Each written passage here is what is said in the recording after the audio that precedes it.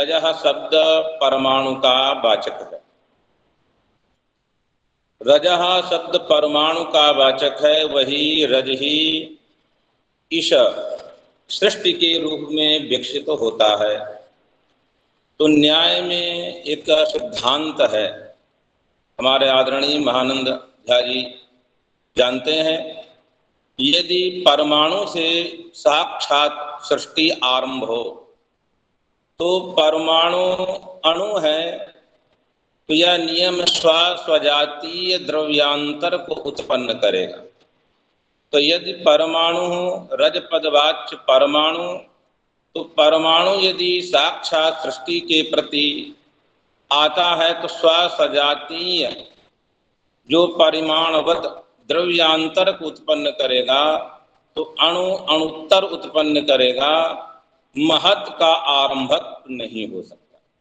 तो एक विचार करने योग्य इस ग्रंथ में है कि जैसे हमारे नैयायिक तार्किक परमाणुद्वय गत जो द्वित्व संख्या व द्वित्व संख्या व गुणक के प्रति और अन्य के प्रति क्या हो, अर्थात गुणक पर्यंत जो परिमाण है उस परिमाण के प्रति अणुद्वयगत जो संख्या द्वित्व संख्या वह असमवायी कारण होती है।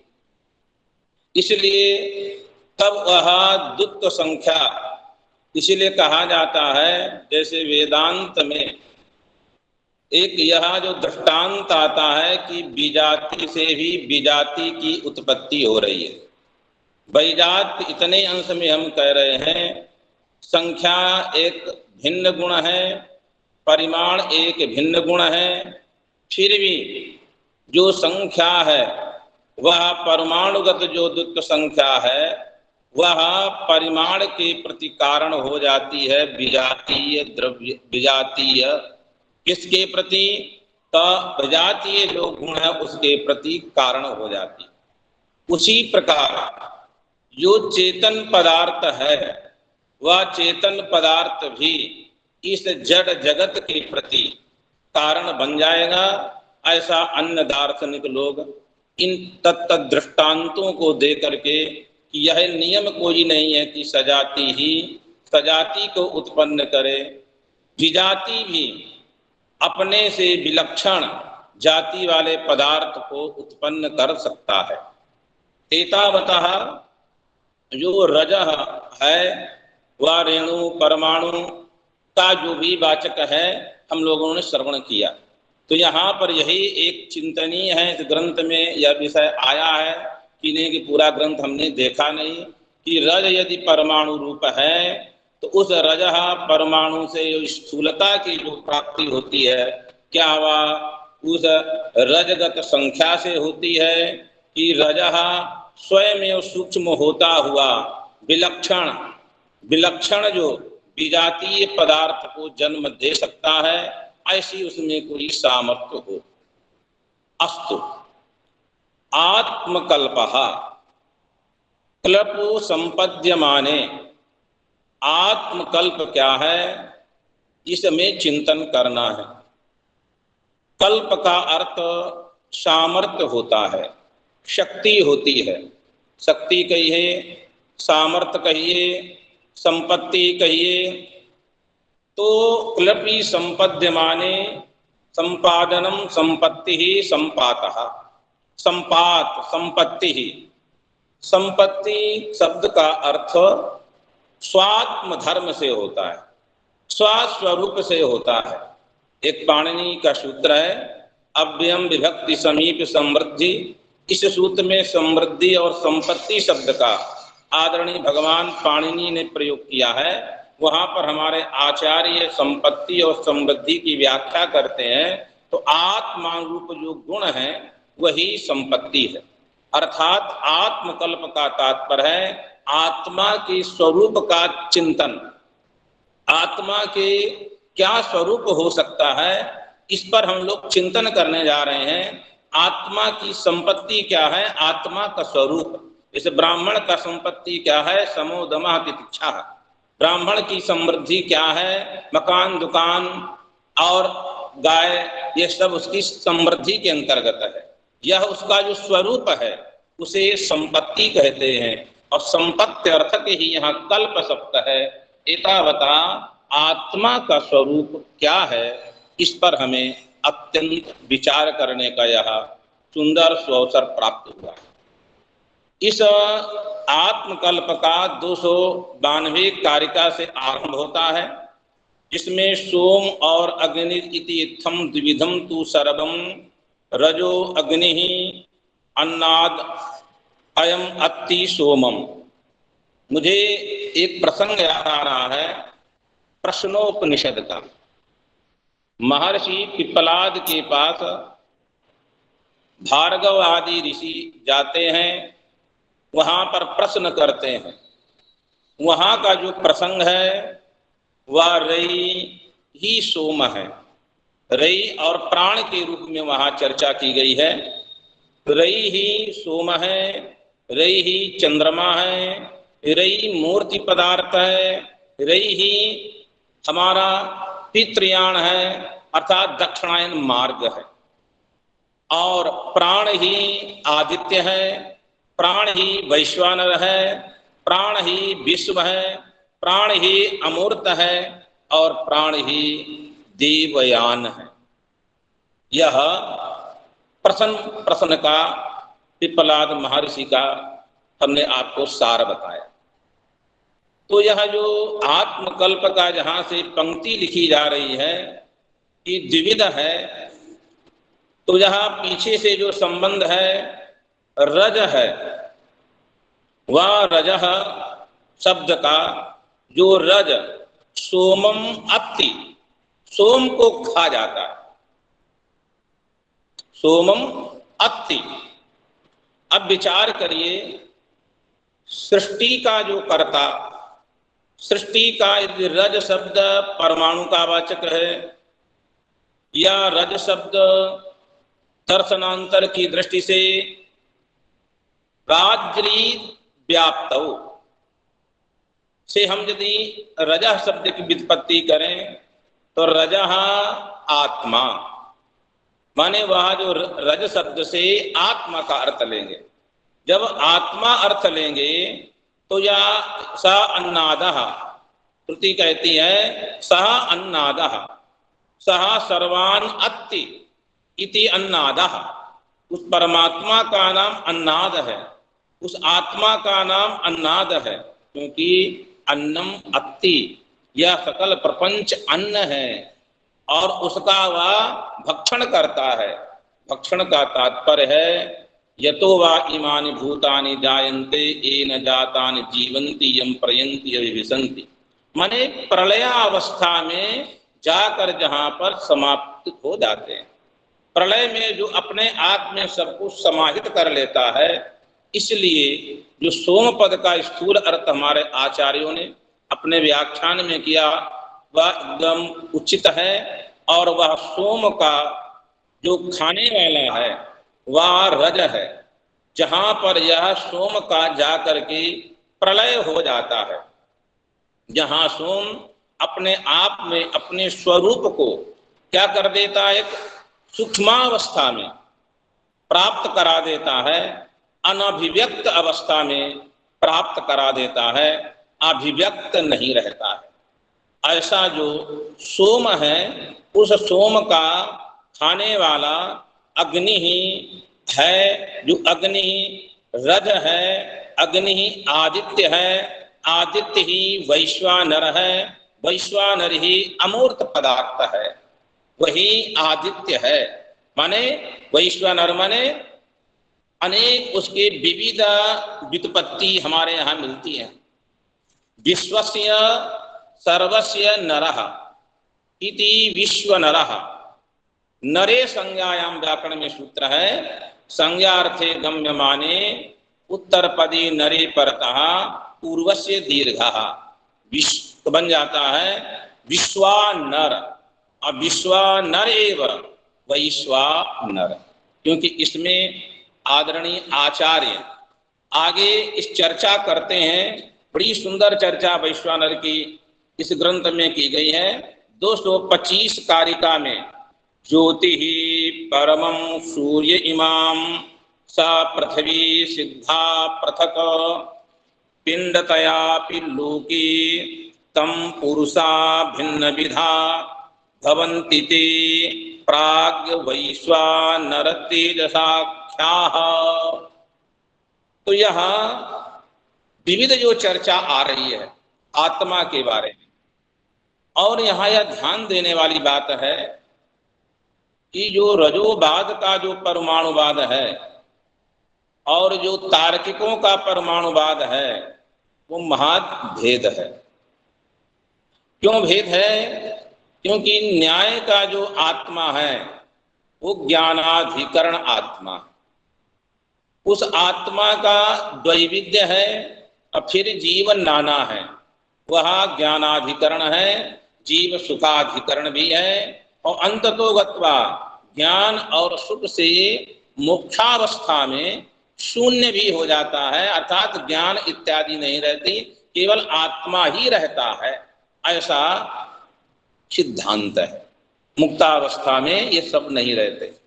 तो यह जो आगे का आत्मा का स्वरूप बता रहे हैं, आत्मा के स्वरूप के प्रतिपादन से हम इस ग्रंथ को, इस आचार्य के भाव को हम किसी एक दर्शन विशेष में अंतर्भाव नहीं कर सकते। यह पूर्णतया वैदिक दर्शन है, अर्थात जो मांडूक्य उपनिषद में जो चर्चा हुई है उस चर्चा का यह पोषक है कि जागृत स्थानो बहि प्रज्ञा इत्यादि। वैश्वानर तुम मांडूक्य उपनिषद की तरफ ध्यान दे रहे हैं।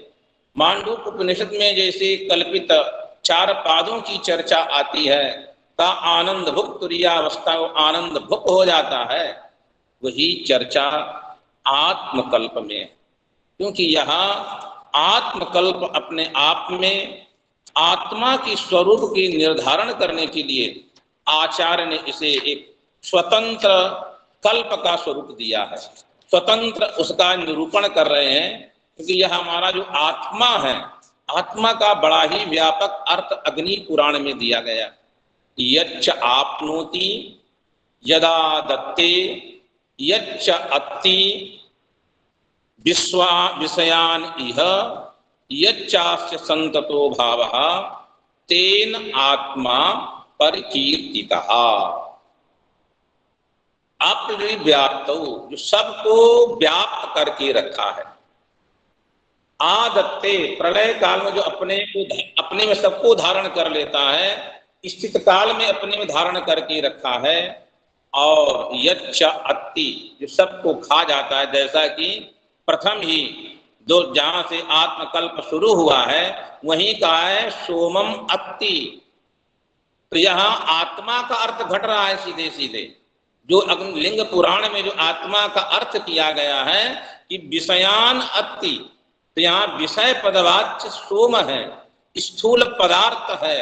उस स्थूल पदार्थ को जो अत्ति, जो उसको खा जाता है, सह अग्नि ही, और अग्नि ही क्या है? रज है।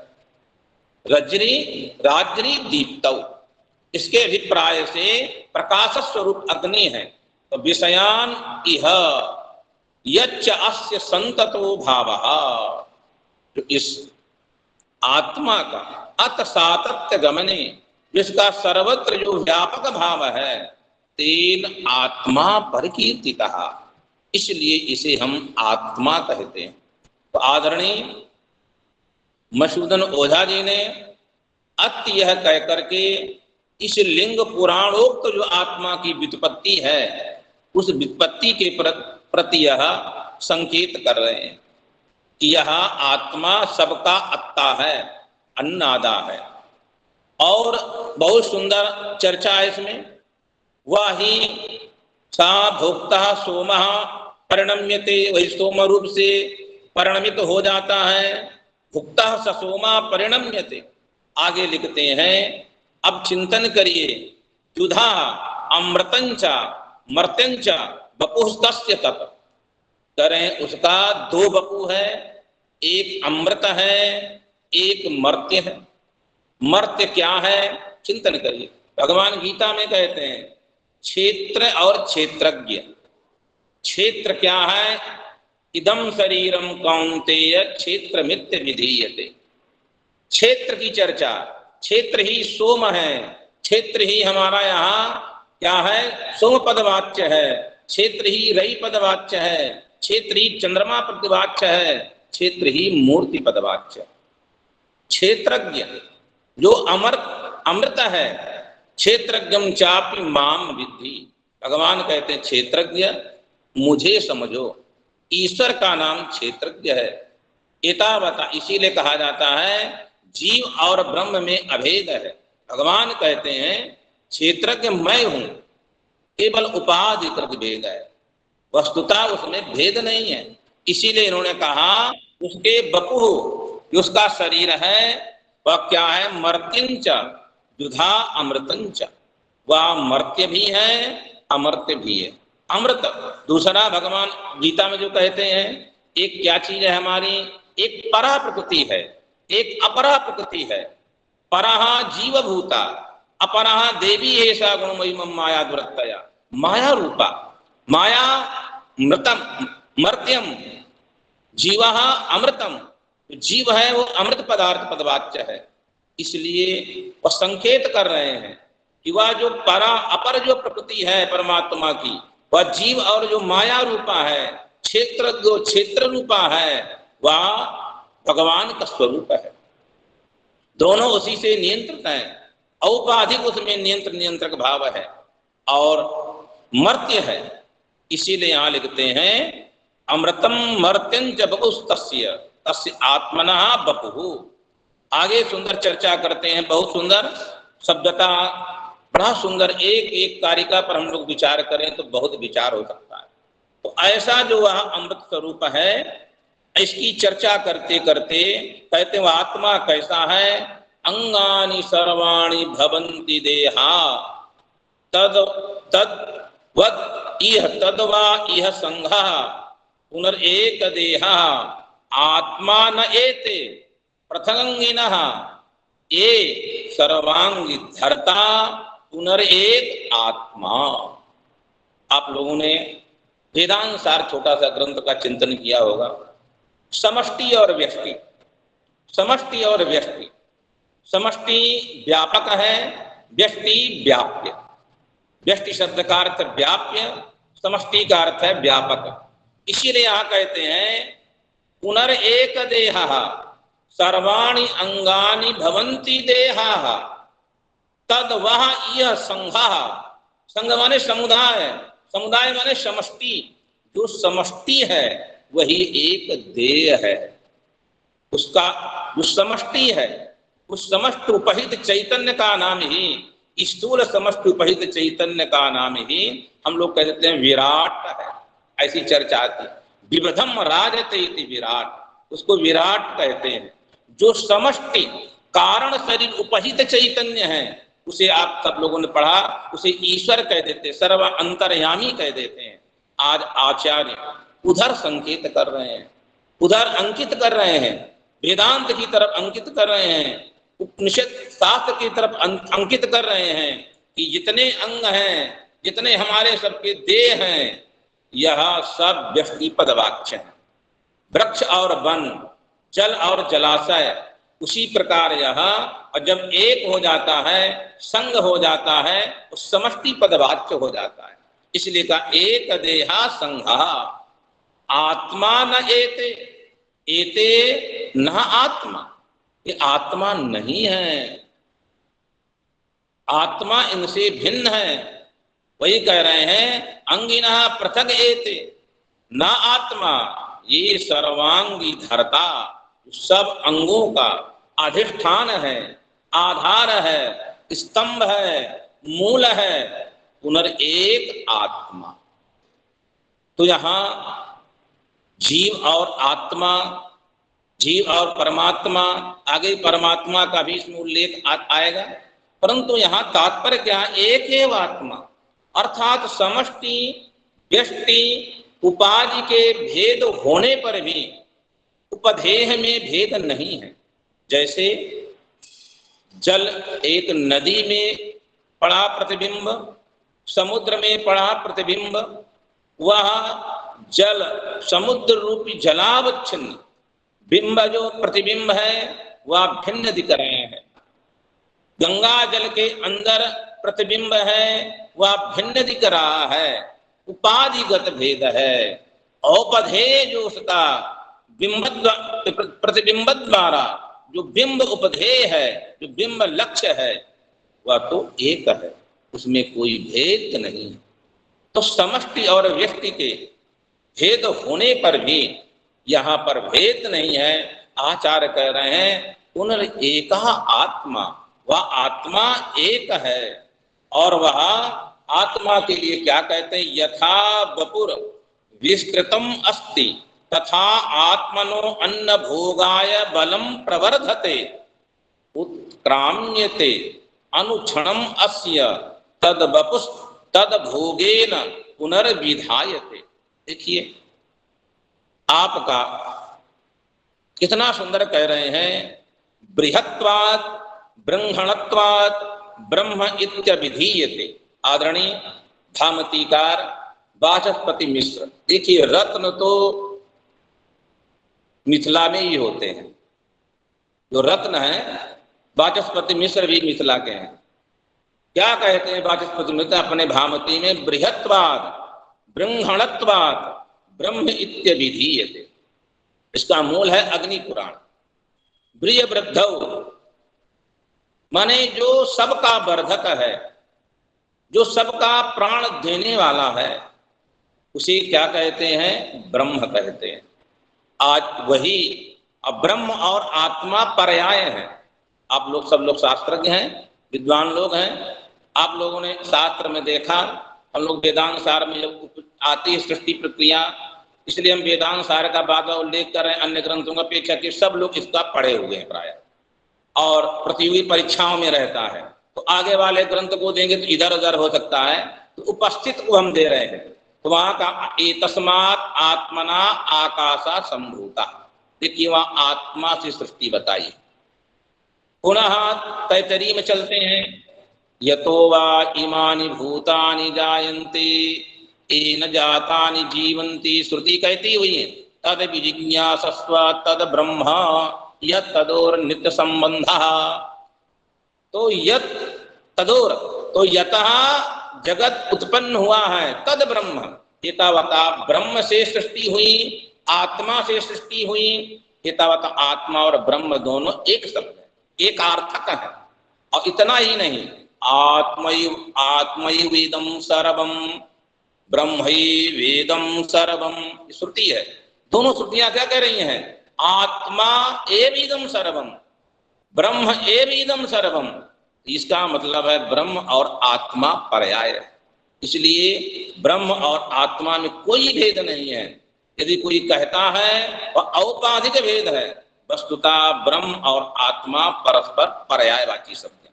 इसीलिए थोड़ा हम संकेत कर देते हैं, जिस विभाग से हम संबद्ध है उस व्याकरण का प्रथम सूत्र भगवान पाणिनि जी ने बनाया, वृद्धिराधैच। वहां पर भगवान भाष्यकार या व्याख्या कहते हैं तो कहे उल्टा सीधा क्यों कर दिया, संज्ञा बाद में आता, संगी पहले। उनका मंगलार्थक, वृद्धि शब्द का आदि में प्रयोग किया मंगल। अरे वृद्धि मंगल कैसे हो सकता है, क्यों नहीं हो सकता मंगल। तो वृद्धि का तात्पर्य ब्रिय वृद्ध हो, शब्दार्थयोस्तादात्म्य। ब्रह्म का अर्थ वृद्धि, अब वृद्धि और ब्रह्म शब्द अर्थ में तादात्म्य संबंध है, वाच्यवाचक में अभेद संबंध है। क्योंकि श्रुति कहती है भू इति व्याहरत भूमिम असृजत। पहले शब्द आया तब अर्थ आया, एक नियम। दूसरा नियम है अर्थम दृष्टवा शब्द रचना। पहले अर्थ है, उसके अनुसार शब्द है, वाचानुधावती। ऐसा उत्तर रामचरित्र में लिखते हैं, ऋषिणाम किम अर्थ अर्थम वाचानुधावती। जो कह देंगे वही अर्थ हो जाएगा। इता बता शब्द और अर्थ में तादात्म्य है, इसलिए महर्षि भगवान पतंजलि ने वृद्धि शब्द को मंगलार्थक कहा। ऐसे नहीं कह दिया मंगलार्थक है, उसका निहित है, क्यों वो वृद्धि ब्रह्म का वाचक है। अब ब्रह्म ओंकार है, अत शब्द ओंकारात् शब्दस्याद्वावेतौ ब्रह्मणा पुरौ कंठम भीत्वा विनरयातौ तस्मान् मांगलिका बुभौ। तो मंगलार्थक है, इसलिए वृद्धि का अर्थ किया। आज वही कहते हैं बलम प्रवर्धते, बल का जो आधान करता है, बल को जो बढ़ाता है, उसे हमारे शास्त्रों में आत्मा कहते हैं, ब्रह्म कहते हैं। यह सब को होते हुए भी वह ब्रह्म अपने आप में न घटता है न बढ़ता है, विवर्त है। क्या है? विवर्त है। इसीलिए और बहुत सुंदर चर्चा है।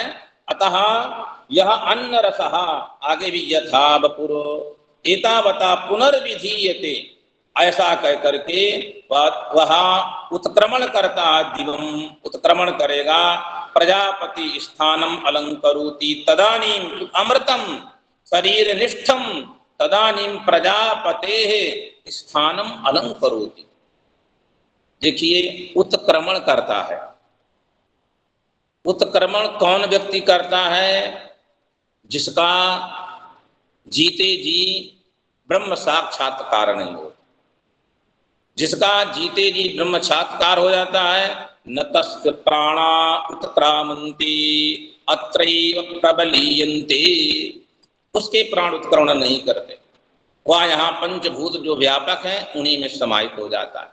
वह उसके सब चले जाता, अग्नि का तत्व अग्नि में, जल का तत्व जल में, अर्थात उसका सूक्ष्म शरीर आता जाता नहीं है, यही शांत हो जाता है। परंतु जो इससे अतिरिक्त हैं, जिनको अभी आत्म साक्षात्कार नहीं हुआ है, उनके लिए शास्त्र कहता है वह उत्क्रमण करते हैं। क्या करते हैं? उत्क्रमण करते हैं। यद्यपि हमारा समय, बहुत से लोग इस समय हम कुछ कार्य करते हैं, 5 बजे से नियत है, काफी है, गीता वगैरह चलता है, तो हम यह कहना चाह रहे हैं, 1-2 मिनट बाद संहार करेंगे। तो यह जो आत्मा है, अपने आप में इस आत्म तत्व का, जैसा कि वेदांत में कहा गया है, उसके अनुसार ही आचार्य ने यहाँ आत्मा की बड़ी ही बृहद चर्चा की गई। वह बहुत ही सुंदर चर्चा है और बड़ा ही इसमें बृहद, उसमें जैसे गीता में यथा मयि सर्वम प्रोक्तम मणिगणा, आगे भगवान कहते हैं, आचार्य मधुसूदन जी कहते हैं, एकात्मनि क्वापि भवन्ति नानात्मना पृथक तंत्रधत एक तंत्रे, एक तंत्र में सब पिरोए हुए हैं।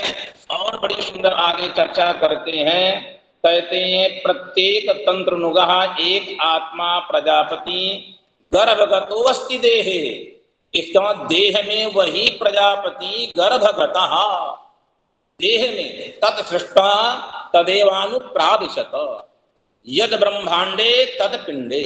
इस श्लोक के द्वारा बता रहे हैं प्रजापति गर्भगतोस्ति देहे आत्मा एका। वहां यह बताना चाह रहे हैं यद ब्रह्मांडे तद पिंडे, माने गर्भगतः प्रजापति एक एव आत्मा अस्मिन् देहे, कथम तद सृष्टा तदेवानुप्राविशत। इससे यह श्रुति बता रही है, बताना चाह रहे हैं सिद्धांत को, यद ब्रह्मांडे तद पिंडे। इसीलिए भगवान ने भी क्या कहा, क्षेत्रज्ञं चापि मां विद्धि, इसीलिए यह क्षेत्रज्ञ मुझे कहा, क्योंकि वह क्षेत्र और परमात्मा दोनों अभिन्न है। और बड़ी सुंदर आत्मा के बारे में चर्चा इसमें है। ज्योति परम सूर्य इमाम पृथ्वी सिद्धा पृथक पिंड तयापि लोके तम तत्पुरुषा भिन्न विधा भवन्ति ते, वह एक होते हुए प्राग विश्व नर तेज साक्ष। आप सबको मालूम है सुषुप्त उपहित सुषुप्त अवस्था अवय, जो कारण उपहित जो चैतन्य है वो प्राज्ञ है, जो हमारा स्वप्नावस्था उपहित जो चैतन्य है वो तेजस है, जो जागृत अवस्था इंद्रिय अर्थ उपलब्धि अवस्थायाम उसका नाम विश्व है। विश्व और वैश्वानर पर्याय है, समष्टि में वैश्वानर है, विष्टि में विश्व है, क्योंकि विश्व शब्द का अर्थ होता है विश्व प्रवचने।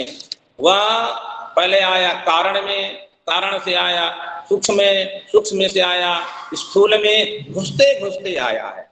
इसलिए श्रुति ने कहा तत् सृष्ट्वा तदानुप्राविशत, प्राविशत कहो, विश्व कहो, वह जो सृष्टि रच करके उसके अंदर प्रविष्ट हो गया, उसी प्रकार कारण सूक्ष्म स्थूल देह पर्यंत वह उपहित चैतन्य आते आते उसका बन गया नाम वैश्वानर नाम रख गया।